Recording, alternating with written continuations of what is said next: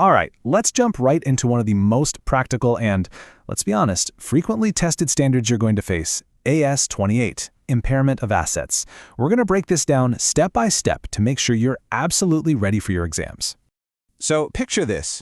You've just finished your depreciation calculations for the year. You're feeling good. The assets value on the balance sheet should be perfectly correct now, shouldn't it? Well, that's a super common assumption, but it's completely wrong. You see, depreciation is great for normal wear and tear, but it has no clue how to handle a sudden sharp drop in an asset's real-world value. Let's make this real with a quick scenario. Your company has a machine, and according to your books, it's worth 70 lakhs. But oops, some new breakthrough technology just hit the market, and your machine is suddenly old news. The best price you can get for it now is only 40 lakhs. So is your balance sheet telling the truth by showing a value of 70 lakhs? No way. It's overstated by a massive 30 lakhs. And solving this exact problem is what AS28 is all about.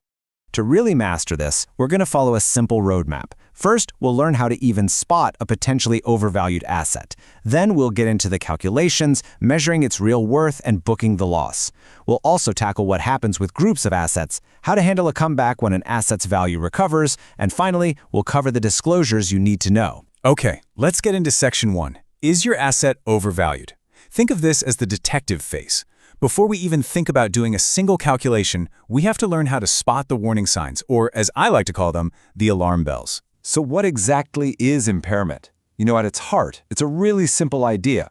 An asset is impaired when its carrying amount, that's the value on your books, is more than its recoverable amount, which is what you can actually get back from it, either by selling it or by using it. The whole purpose of this standard is to make sure our balance sheets are honest and not showing inflated, unrealistic asset values. Now heads up, this is a classic spot for objective questions. AS28 applies to most of your assets, but not all of them. The standard says hands off to certain assets because they already have their own specific valuation rules.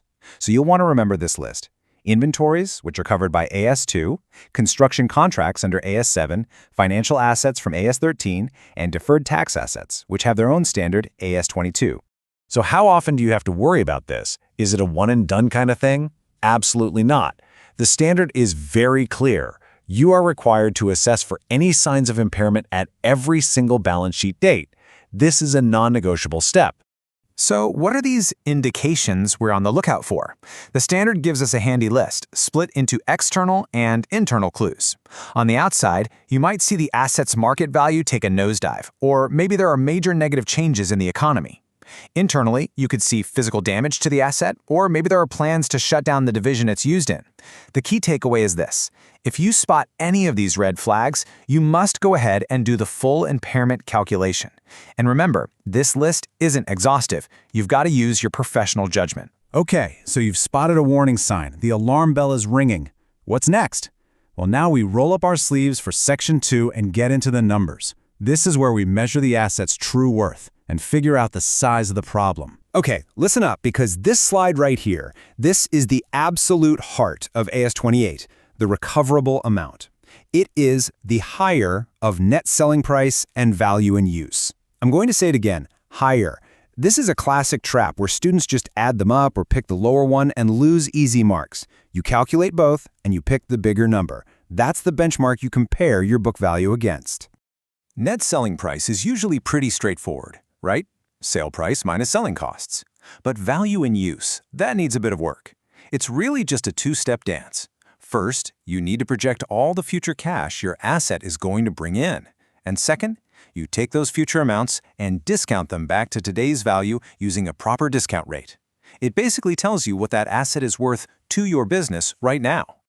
Now, estimating these cash flows isn't just pulling numbers out of thin air.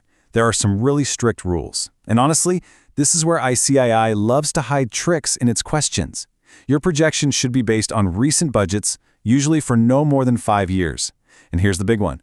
You have to exclude cash flows related to financing, like interest payments, and anything to do with income tax. You also can't include some fantasy benefit from a future upgrade you haven't even committed to yet. So, in an exam, be on high alert for these exclusions. All right, once you've got your recoverable amount, remember, that's the higher of the two values. The rest is easy. You just compare it to the carrying amount sitting on your books. If your book value is higher than what you can recover, that difference, that's your impairment loss. Simple as that.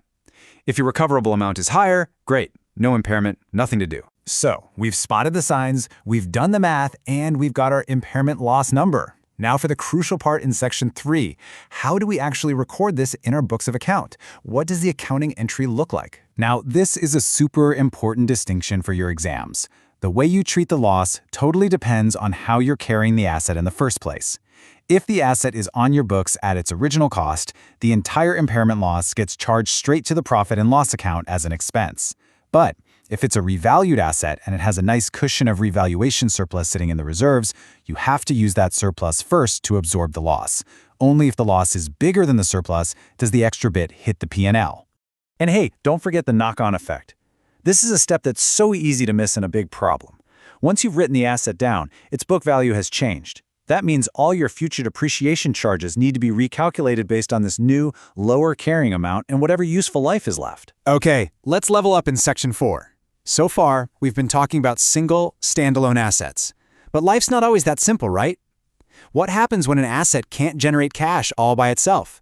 That's where this concept of cash-generating units, or CGUs, comes into play. So what on earth is a CGU?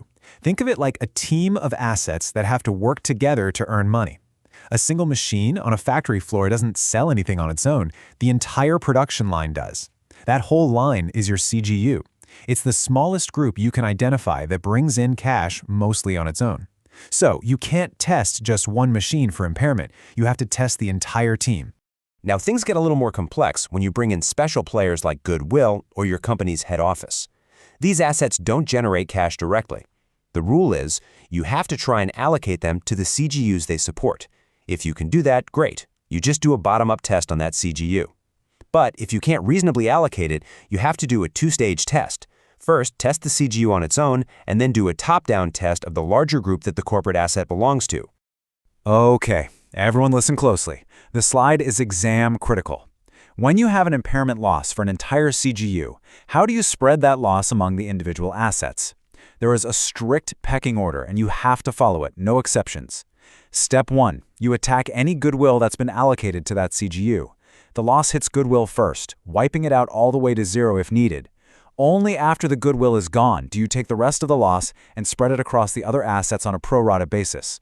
IKI loves to test this sequence. But wait, there's a limit.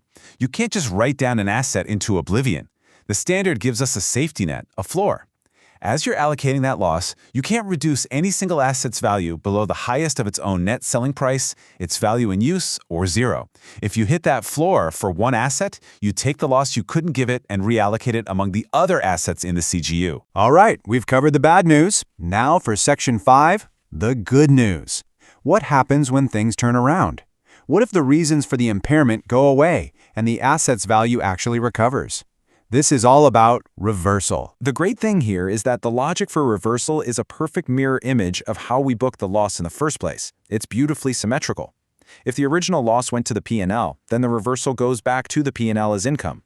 If the original loss ate into a revaluation surplus, the reversal goes back to rebuild that same revaluation surplus. Stop right here. This is probably the biggest, most common exam trap in all of AS28. There is a ceiling, a hard limit on how much you can reverse. You can't just write the asset back up to its new, higher market value. The reversal can only bring the asset's value up to what its book value would have been today if you had never recognized an impairment in the first place. Any increase above that hypothetical value is a revaluation under AS10, not a reversal under AS28. And now for the golden rule of goodwill. Write this down, remember it forever. You cannot reverse an impairment loss for goodwill. Period. Once it's written down, it stays down. The logic is that any increase in value later on is probably new, internally generated goodwill, not a recovery of what you originally bought. So, for exams, just remember, goodwill impairment is a one-way street. Okay, we are in the home stretch now. We've gone through the whole process from spotting a problem to reversing it. Let's just quickly cover the final bits and pieces in Section 6 to make sure you can nail a full question. And last but not least, disclosures. I know it's not the most exciting part, but in a big question, this can be the difference between a good score and a great one. You need to clearly state in the notes to accounts how much impairment loss you recognized, how much you reversed, and, this is the key part, where you recorded it. Was it in the P&L or against the revaluation surplus? It shows the examiner you understand the full picture.